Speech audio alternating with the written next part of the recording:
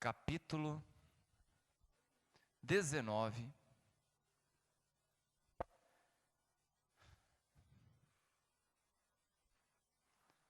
livro de Jó, capítulo 19, versículo 25. Todo mundo achou? Jó 19, 25. Está escrito: porque eu sei que o meu Redentor vive, e por fim se levantará sobre a terra. Depois, revestido este meu corpo da minha pele, em minha carne verei a Deus, vê-lo-ei por mim mesmo. Os meus olhos o verão, e não outros. De saudade me desfalece o coração dentro de mim. Amém? Abaixa a sua cabeça. Senhor Deus e Pai, esta é a tua hora, tua graça e a tua misericórdia, Pai querido, se faz presente nesse lugar. Ajuda-nos, Senhor Deus amado, nesta palavra, a entender, Pai querido, os teus propósitos, Senhor. E andar, Pai querido, colado, grudado, Senhor Deus amado, junto a Ti. Que eu diminua e Tu cresças, abra o entendimento da Tua igreja, e o Teu nome vai ser glorificado. Amém. Amém. A igreja pode se sentar, no nome de Jesus. Porque eu sei que o meu Redentor vive. Quem sabe que o seu Redentor, que é o nosso Senhor e Salvador Jesus Cristo, vive? O budista não pode falar isso. O muçulmano não pode falar isso. Os idólatras, católico não pode falar isso. Os espíritas não pode falar isso. Mas você, crente em Jesus Cristo, lavado e remido no sangue do Cordeiro, você pode levantar na frente de toda essa multidão que não pode falar isso, e você pode se levantar no meio de todos eles e falar: eu posso dizer isso, porque o meu Redentor vive. O meu Redentor vive, e por fim se levantará sobre a terra ao meu favor. Aleluia. É diferente. É diferente. Depois, revestido esse meu corpo da minha pele, e minha carne verei a Deus, vê-lo-ei por mim mesmo. Não vai ter um intérprete, não vai ter um médium, tá certo? Não vai ser psicografado. Não, você não. Você vai ver a pessoa bendita do nosso Senhor, porque a palavra diz no versículo 27, e vê-lo-ei. Olha como é lindo o detalhe da Bíblia Sagrada. Vê-lo-ei por mim mesmo. Amém? Vê-lo-ei por mim. Os meus olhos o verão, e não outros. Não é alguém que vai chegar e vai falar: eu vi Deus, por isso eu estou vindo te contar. Não, você tem autoridade nessa noite de dizer: eu mesmo, os meus olhos que vão ver. Os meus olhos que vão ver, por mim mesmo. Amém? E não outros. E aí, Jó, ele diz: e não outros, de saudade. Quem tem saudade, meu querido, é quem já teve um relacionamento. Amém? De saudade me desfalece o coração dentro de mim. Sentir saudade de Deus é uma coisa que está faltando hoje no meio da igreja. Sentir saudade do Pai é uma coisa. As pessoas voltam muitas vezes para o Pai, ou procuram o Pai, quando Ele está vendo, quando Ele está cuidando de porco, quando a situação está já perversa, e Ele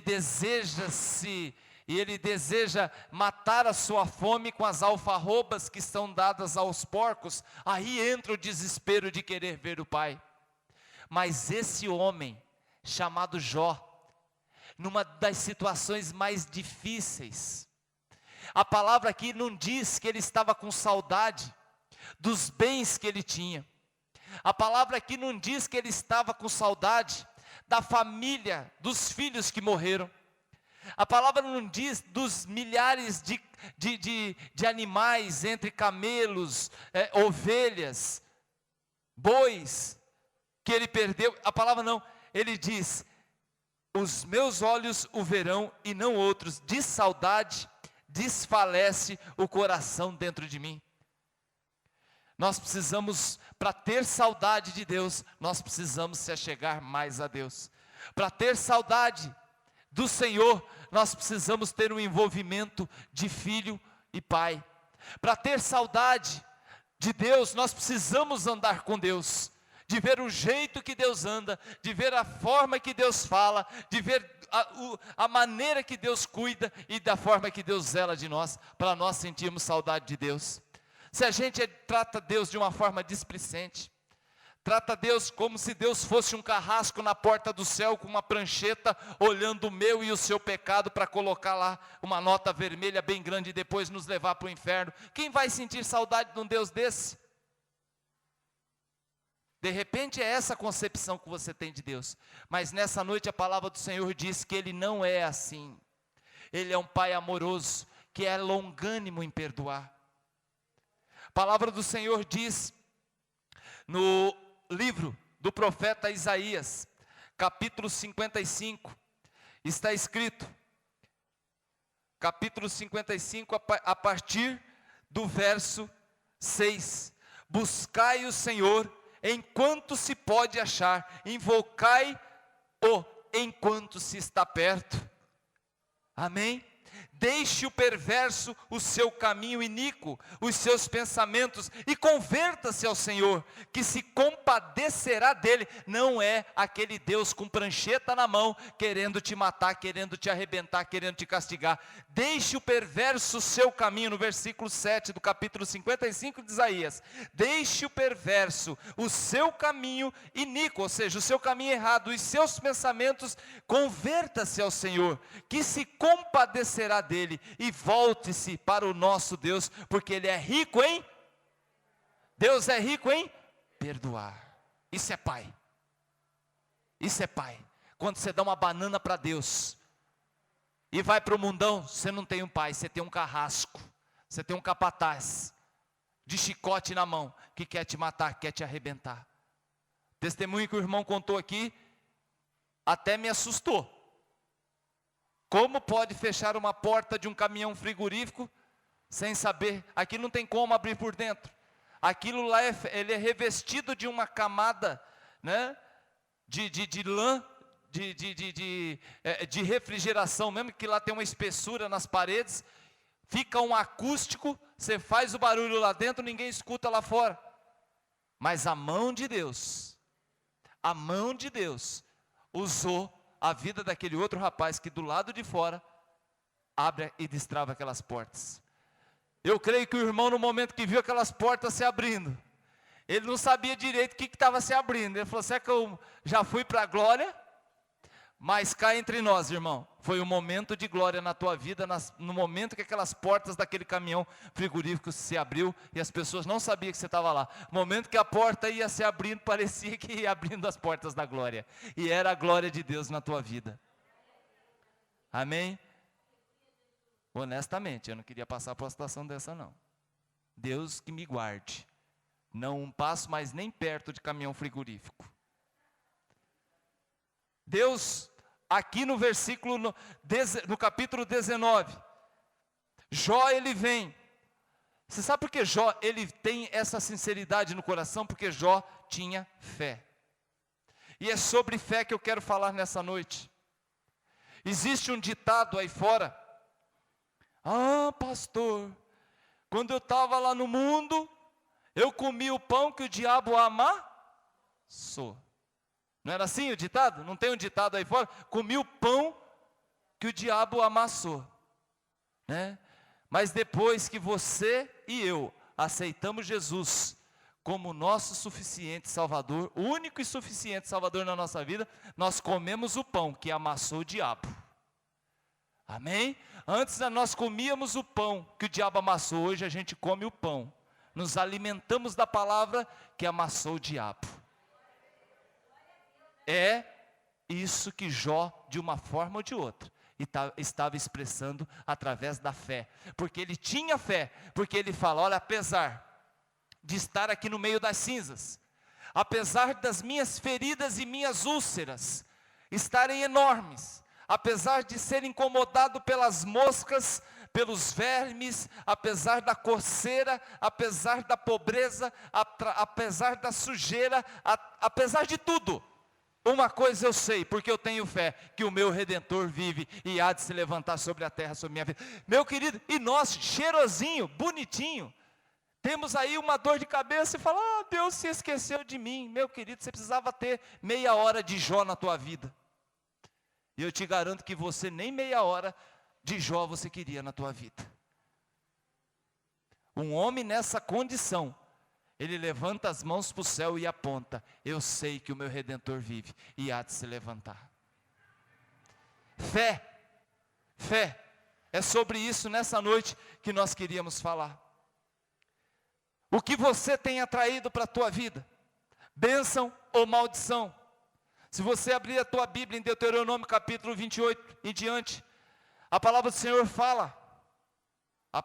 Senhor fala de 14 versículos, que fala das bênçãos do Senhor.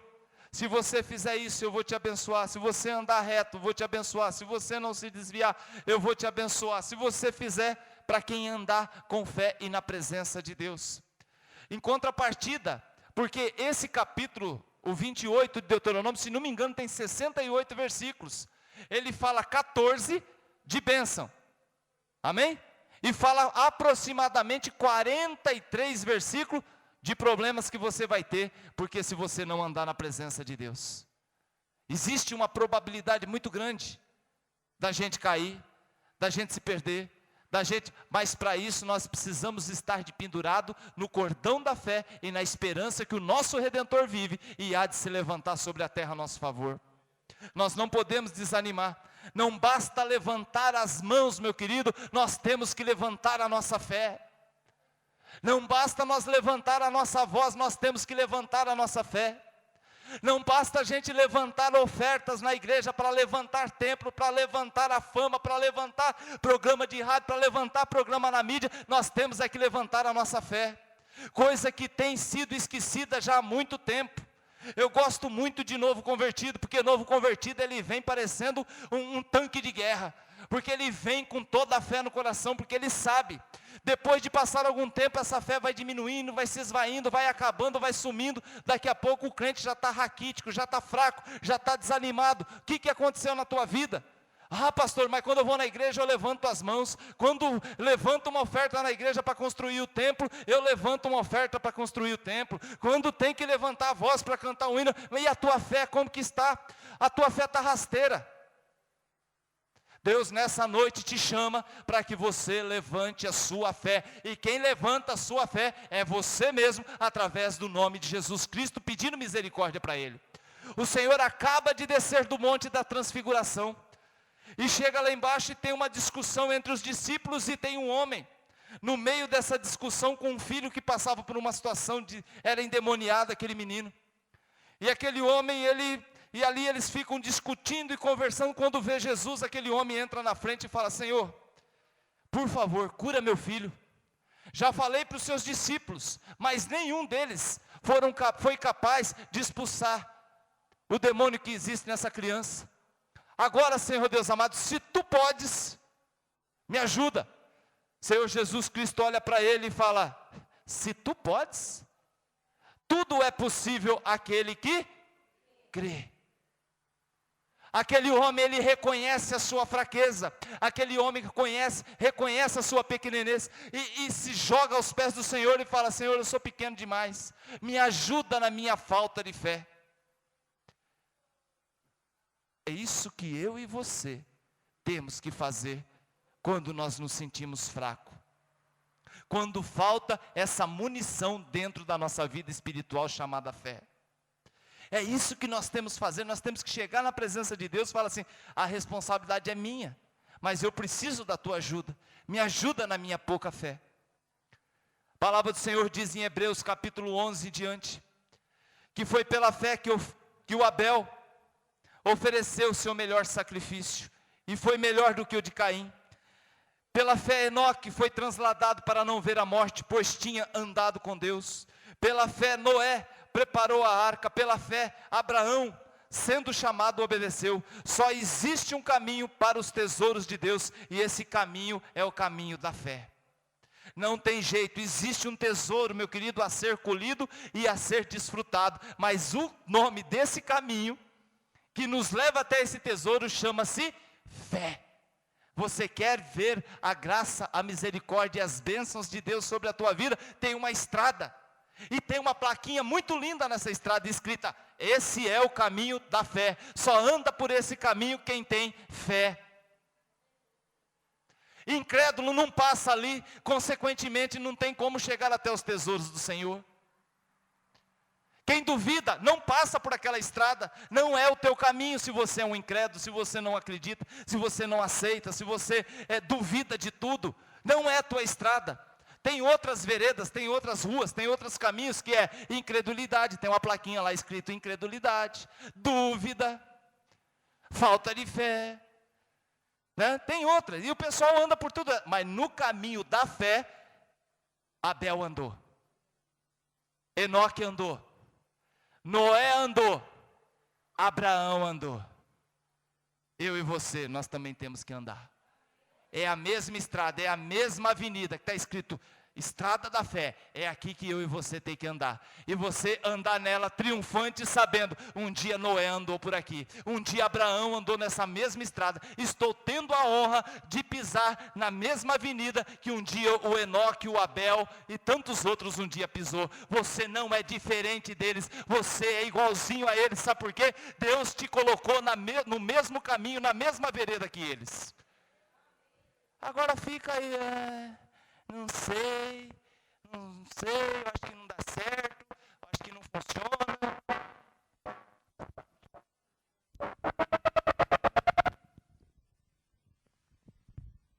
Som.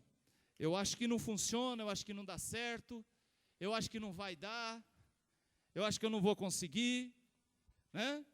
Quer dizer, você não vai andar pelos caminhos de Noé, você não vai andar pelos caminhos de Abraão, você não vai andar pelos caminhos de José. Amém? Você está entendendo essa palavra?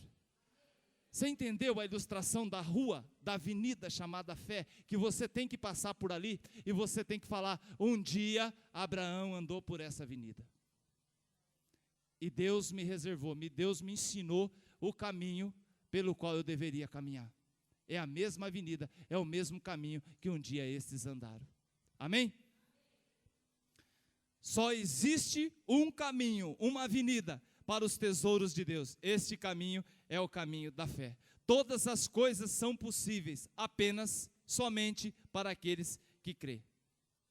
A palavra do Senhor nos conta, no comecinho do Evangelho de Lucas, que tinha um homem chamado Zacarias. Esse homem era pai do profeta João Batista. Um dia o anjo chega para ele e fala, você vai ser pai. Ele fala, eu, velho do jeito que eu sou? Você vai ser pai de alguém que vai ser profeta, que vai preparar o caminho para alguém muito maior que ele lá na frente. Zacarias duvidou, ficou mudo. O povo da igreja orava, em Atos capítulo 12, versículo 12. Orava para quem? Para Pedro e João, que estavam presos. E os dois estavam presos, né? E a coisa ali estava complicada. E a igreja orava, capítulo 12, versículo 12. Se você abrir, você vai ver. E a igreja orava e estava em constante oração, pois as colunas da igreja estavam presas, ou seja, Pedro e João. E a palavra do Senhor que diz que João e Pedro, eles foram libertos, né? Saíram. Pedro e João é livre da prisão. Depois, aqui, no capítulo 12, versículo 10. Depois de terem passado a primeira e a segunda sentinela, chegaram ao portão de ferro, que dava para a cidade, ao qual lhe abriu. Automaticamente, saindo, enveredaram por uma rua. Logo adiantando-se, o anjo apartou-se dele. Então Pedro, caindo em si, disse: sei verdadeiramente que o Senhor enviou o seu anjo e me livrou das mãos de Herodes, de toda a expectativa do povo judaico. Versículo 12. Considerando ele a sua situação, resolveu ir à casa de Maria, mãe de João, onde muitas pessoas estavam congregadas e oravam. Versículo 13. Para que o povo orava aqui, gente?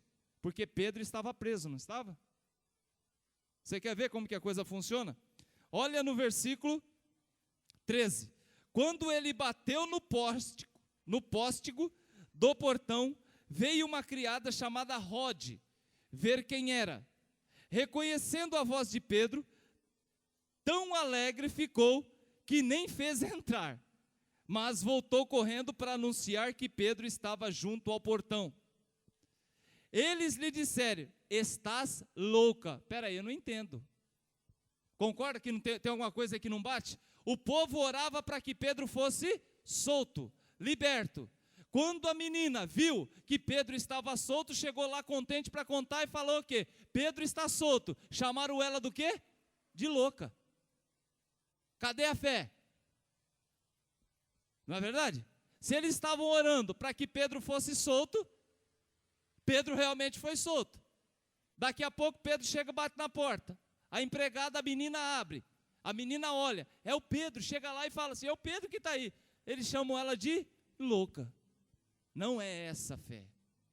A fé é aquela que realmente acredita, tendo certeza e absoluta que a mão de Deus está no negócio. A fé é a certeza de coisas que se esperam, a convicção de fatos que não se veem.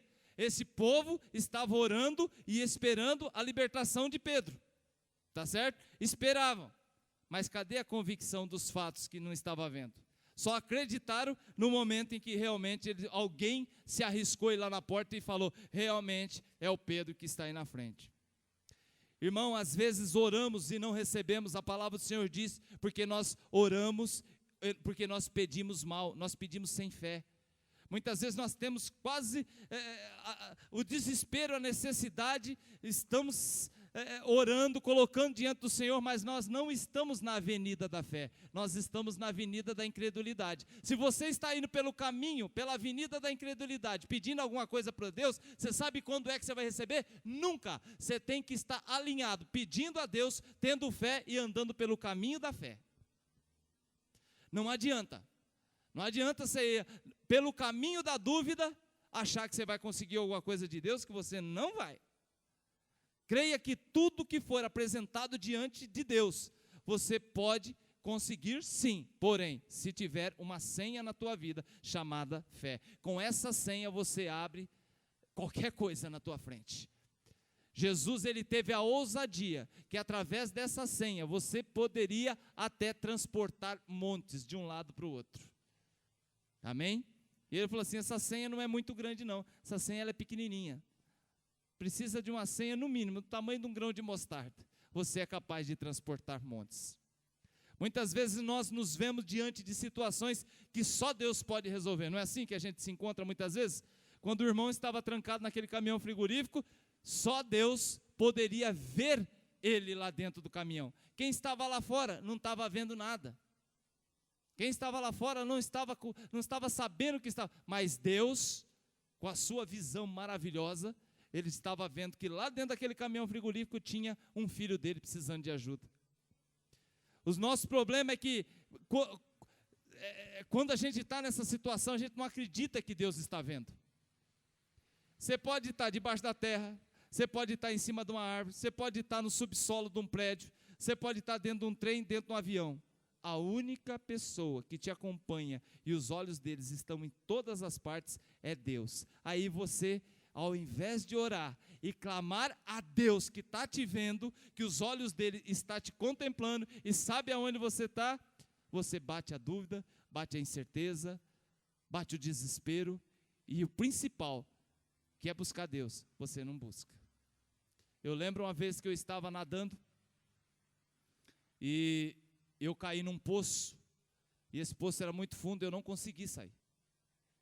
As pessoas que estavam do lado de fora deram já como que eu tinha morrido afogado. Mas no momento que debaixo da água eu pensei em Deus, eu consegui sair. Eu só pensei. Isso é Salmo 139, amém? Lá debaixo da água, Deus sabia que eu estava precisando de ajuda. Eu consegui sair. Poderoso para pedir, Ele vai analisar, tá certo? Ele vai ponderar e Ele vai te ajudar. Mas o pedido tem que ser direto para Ele.